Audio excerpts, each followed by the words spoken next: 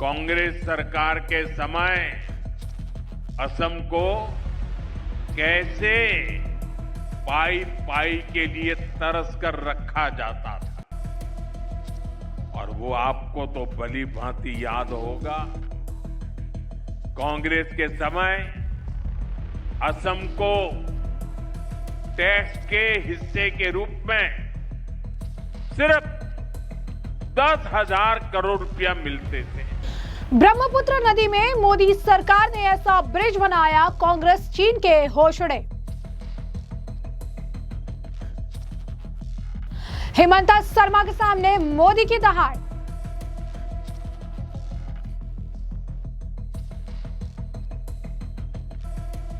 PM Modi बोले, कांग्रेस असम को घुसपैठियों के हवाले करना चाहती है। कांग्रेस असम को फिर से अशांति और अराजकता में झोंकना चाहती है।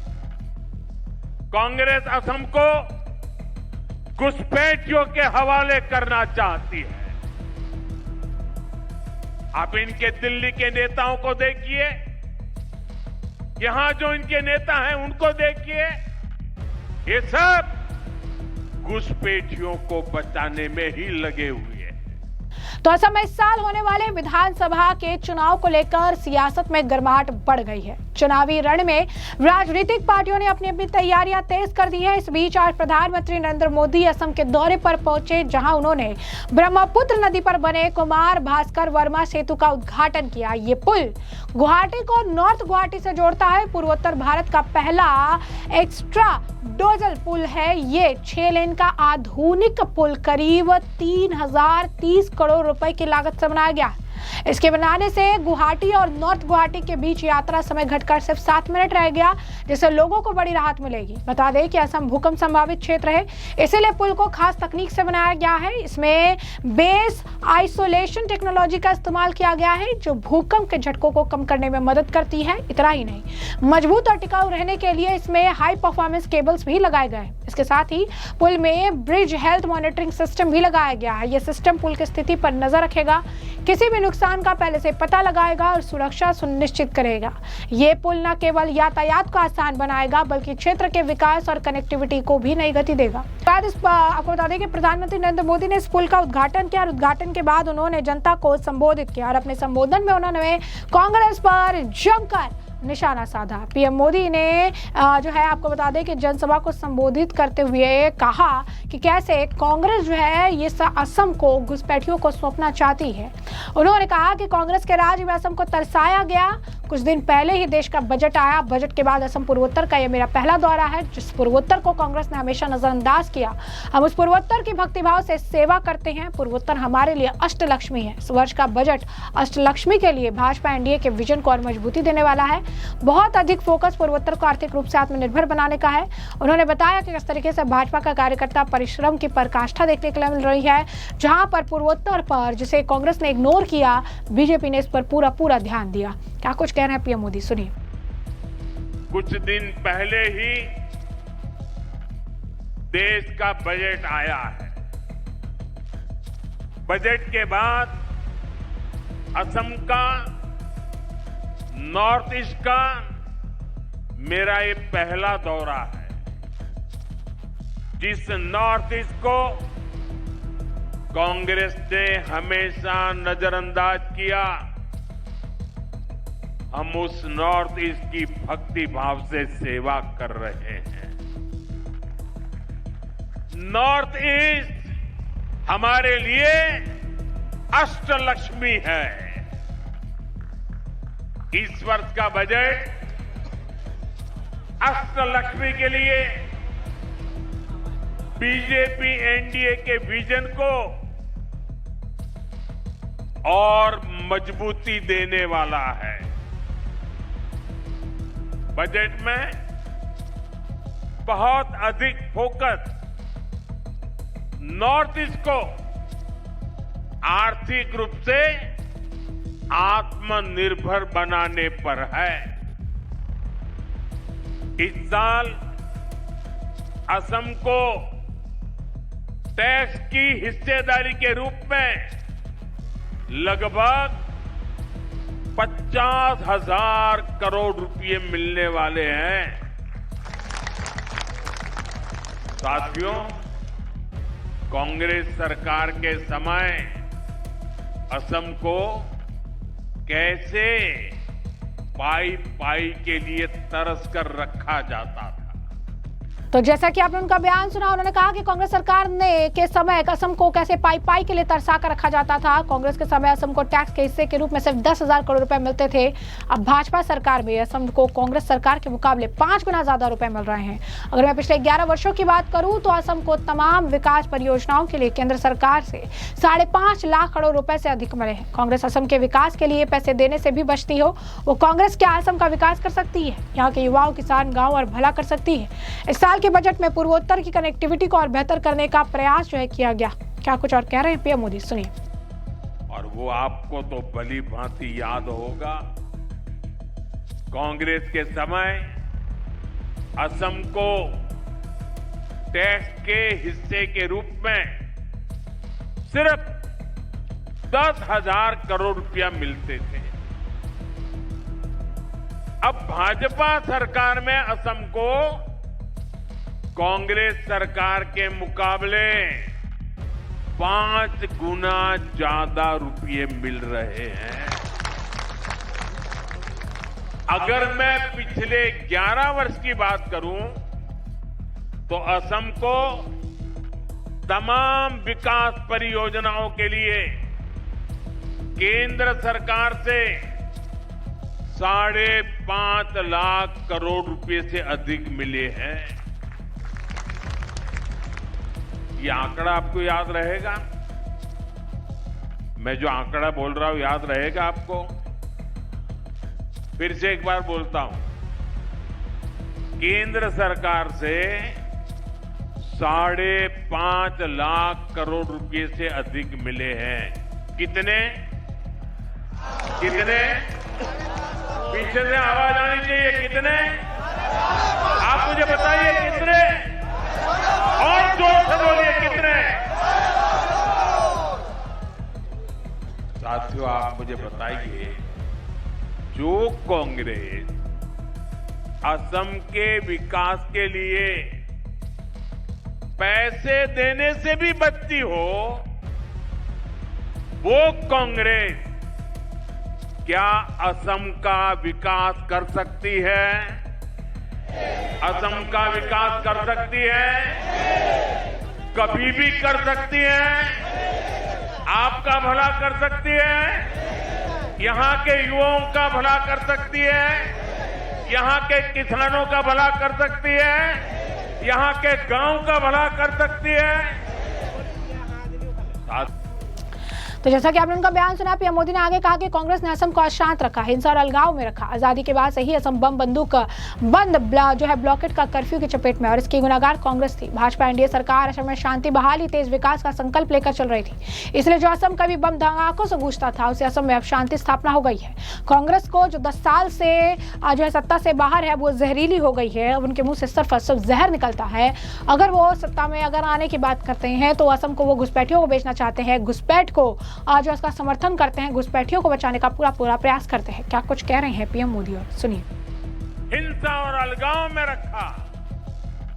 आजादी के बाद से ही असम बम बंदूक, बंद ब्लॉकेड और कर्फ्यू की चपेट में रहा, और इसकी गुनहगार कांग्रेस ही थी। मुझे याद है, मैं जब यहां संगठन का काम करता था तो मैं वापस जाने का भी कार्यक्रम बना के आता था, लेकिन यहां मैं कार्यक्रम नहीं कर पाता था। क्यों? कहीं ब्लॉकेड है, कहीं जा नहीं सकते, रास्ते बंद है। तो मुझे कभी कभी तो 3 दिन के लिए आया था, 7 दिन तक वापस नहीं जा पाता था, काम ही नहीं कर पाता था। ये हालत करके रखी थी। लेकिन साथियों, भाजपा एनडीए सरकार असम में शांति बहाली और तेज विकास का संकल्प लेकर चल रही। इसलिए जो असम कभी बम धमाकों से गूंजता था, उसी असम में अब शांति की स्थापना हो रही है। जिस असम में हर साल औसतन 1000 से ज्यादा लोग हिंसा में मारे जाते थे, आज वहां हिंसा की घटनाएं बंद हो रही है। पहली बार असम में बोडो, कार्बी, आदिवासी, डीएनएलए, उल्फा ऐसे हर संगठन से जुड़े साथियों ने बंदूक छोड़कर देश के संविधान का रास्ता चुना है, शांति और विकास की राह पकड़ी है। लेकिन मेरे कार्यकर्ता साथियों, आपको भूलना नहीं है, 10 वर्ष सत्ता से बाहर रहने की वजह से कांग्रेस और ज्यादा जहरीली हो गई है। उनके टॉप लीडर से नीचे तक उनके जुबान से जहर ही निकलता है। कांग्रेस असम को फिर से अशांति और अराजकता में झोंकना चाहती है। कांग्रेस असम को घुसपैठियों के हवाले करना चाहती है। आप इनके दिल्ली के नेताओं को देखिए, यहां जो इनके नेता हैं उनको देखिए, ये सब घुसपैठियों को बचाने में ही लगे हुए हैं। कांग्रेस असम की असल पहचान को मिटाना चाहती है। साथियों, आने वाले 5 साल असम के लिए बहुत महत्वपूर्ण है। इस दौरान ऐसे अनेक प्रोजेक्ट पूरे होने वाले हैं जो असम की ग्रोथ को नए पंख लगाएंगे, और इसलिए यहां डबल इंजन की बीजेपी सरकार फिर एक बार बहुत जरूरी है। इसलिए बीजेपी के हर कार्यकर्ता को याद रखना है, असम के तेज विकास के लिए आपको एक बार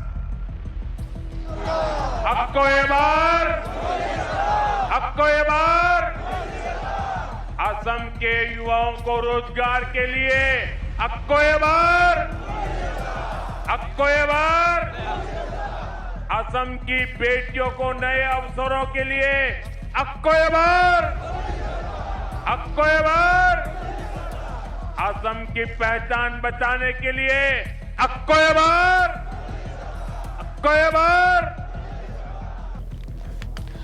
तो जैसा कि आपने उनका बयान सुना, साथ ही साथ पीएम मोदी ने आगे कहा कि कांग्रेस के समय जब भी सेना के लिए हथियार खरीदे जाए तो उसका मतलब होता था हजारों करोड़ का घोटाला। आज देश अपनी सेना को मजबूत कर रहा, भारत अपनी सीमाओं पर शानदार हाईवे, शानदार टनल, ऊंचे ऊंचे ब्रिज बना रहा, देश की सुरक्षा बढ़ा रहा है। इसलिए कांग्रेस बौखलाई हुई है। उन्होंने कहा कि आज की कांग्रेस हर उस विचार, हर उस आतंकी को कंधे पर बैठाती है जो देश का बुरा सोचता है, जो लोग देश के टुकड़े टुकड़े करने का सपना देखते हैं, जो लोग पूर्वोत्तर को भारत से अलग करने के नारे लगाते हैं, वो कांग्रेस के लिए पूजनीय बन चुके हैं। आजादी के समय मुस्लिम लीग ने देश का बंटवारा करा, आज की कांग्रेस मुस्लिम लीग माओवादी कांग्रेस बनकर फिर देश को बांटने में जुट गई है। ये एमएमसी है, इसीलिए आपको कांग्रेस से सावधान रहना है। क्या कुछ और कहा पीएम मोदी ने, सुनिए। आज का भारत न सिर्फ अपनी सीमाओं को सशक्त कर रहा है, बल्कि देश के दुश्मनों को उनके घर में घुसकर जवाब भी देता है। साथियों, आज ही पुलवामा हमले की बरसी है। मैं इस हमले में जान गंवाने वाले मां भारती के वीर सपूतों को नमन करता। इस आतंकी हमले के बाद भारत ने जिस तरह आतंकियों को सजा दी, वो पूरी दुनिया ने देखा है, और कुछ लोग तो आज भी कांप रहे हैं। अभी आपने भारत की ये शक्ति ऑपरेशन सिंदूर में भी देखी है। लेकिन साथियों, मैं आपसे जानना चाहता हूं, क्या कभी कांग्रेस से हम देश हित के लिए इतनी हिम्मत के साथ फैसले करने की ताकत थी क्या? वो कर सकते थे क्या? वो ज्यादा से ज्यादा बयान दे सकते हैं, कुछ नहीं कर सकते। जो कांग्रेस भारत को राष्ट्र मानने से भी इनकार करती हो, जो सवाल करते हैं कि मां भारती क्या होती है, जो मां भारती के नाम तक से परहेज करती हो, जो मां भारती के प्रति जरा सा सम्मान तक नहीं दिखाते, वो कांग्रेस कभी भारत का भला नहीं कर सकती। इसलिए कांग्रेस ने कभी देश की सुरक्षा को प्राथमिकता नहीं दी। कांग्रेस की सरकारों के इसी नकारेपन से पूरा नॉर्थ ईस्ट डर और असुरक्षा में जीता था। कांग्रेस ने हमेशा देश को खतरे में डाल के रखा। कांग्रेस के समय में जब भी सेना के लिए हथियार खरीदे गए, उसका मतलब होता था हजारों करोड़ का घोटाला। साथियों, आज देश अपनी सेनाओं को मजबूत कर रहा है। भारत अपनी सीमाओं पर शानदार हाईवे, शानदार टनल्स, ऊंचे ऊंचे ब्रिज, आधुनिक एयरफील्ड, ये सब बना रहा है, देश की सुरक्षा बढ़ा रहा है। और इसलिए कांग्रेस बौखलाई हुई है। उनको यही हो रहा है कि मोदी सब कैसे कर लेता है।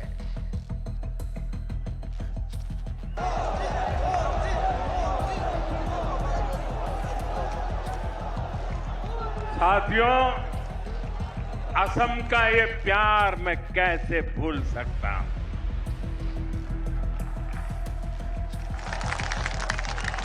लेकिन मैं असम को वादा करता हूं, आपने मुझे जो प्यार दिया है ना, मैं उसे ब्याज समेत लौटाऊंगा और विकास करके लौटाऊंगा।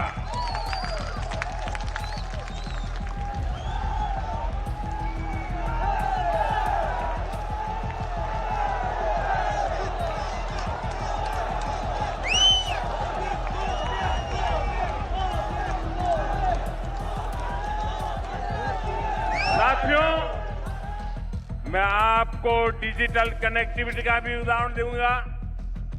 आप देखिए, कांग्रेस के समय में 3G और 4G टेक्नोलॉजी आई, ये 2G के घोटाले भी आए, लेकिन नॉर्थ ईस्ट तक, असम तक उसे तेजी से पहुंचाने के लिए कांग्रेस ने मेहनत ही नहीं की। और जब भाजपा सरकार में 5G टेक्नोलॉजी आई, तो हमने क्या किया? हमने इस टेक्नोलॉजी को पूरे असम में, पूरे नॉर्थ ईस्ट में गांव-गांव तक पहुंचाने के लिए काम किया।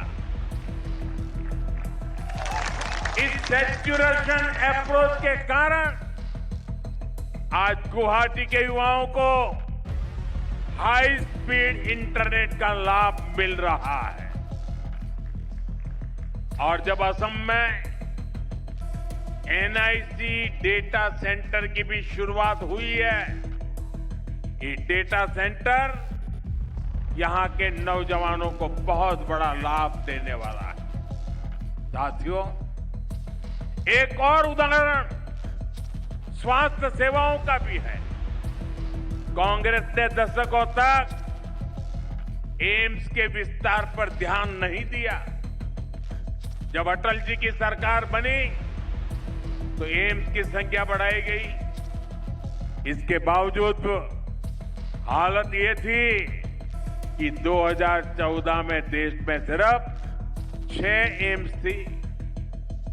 आपने 2014 में मोदी को देश की सेवा का अवसर दिया और आज देश में एम्स की संख्या बढ़कर 20 से ज्यादा हो चुकी है। बीजेपी सरकार ने एम्स गुवाहाटी का भी निर्माण किया है। इसके अलावा असम में कई मेडिकल कॉलेज और कैंसर हॉस्पिटल भी खोले गए हैं और कल ही हमने पीएम राहत स्कीम को भी मंजूरी दी है। तो जैसा कि आपने प्रधानमंत्री नरेंद्र मोदी का बयान सुना, आपने देखा किस तरीके से उन्होंने कांग्रेस पर जमकर निशाना साधा। साथ ही साथ उन्होंने बड़ी सौगात जो है असम की जनता को भी दिया। ये 6 लेन का जो पुल है, इससे उनकी जिंदगी काफी ज्यादा सुविधाजनक हो जाएगी और ये चीन और आप कह सकते हैं बाकी उन लोगों के लिए दुस्वप्न है जिन्होंने कभी सोचा नहीं था कि पूर्वोत्तर राज्य मोदी सरकार के नेतृत्व में इतना आगे, इतना डेवलप जो है होकर उभरता हुआ असम जो है निकल कर सामने आएगा। तो ऐसे में अब इस पूरे मामले पर आपकी भी जो राय हो हमें कमेंट सेक्शन में कमेंट करके जरूर से जरूर साझा करिएगा। धन्यवाद। तो एक नया इतिहास बन गया। कभी नॉर्थ ईस्ट का नाम आते ही लोग सोचते थे, अरे यार छोड़ो, टूटी फूटी सड़कें, कोई ठिकाना नहीं, निकलेंगे तो पता नहीं कब पहुंचेंगे।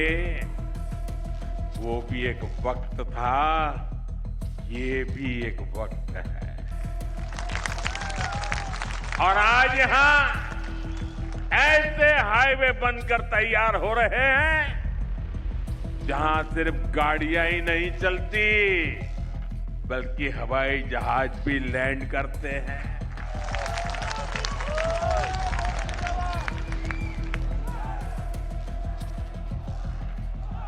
साथियों, आप मुझे बता दीजिए, आपके हाईवे पर विमान लैंड हो, ये आपको गर्व हुआ कि नहीं हुआ? गर्व हुआ कि नहीं हुआ?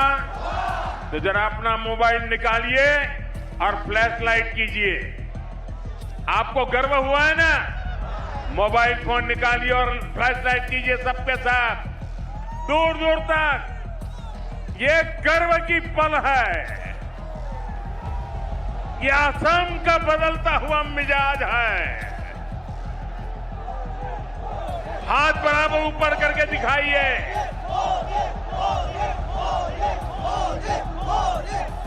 आपको गर्व हुआ कि नहीं हुआ? गर्व से मन भर गया कि नहीं भर गया?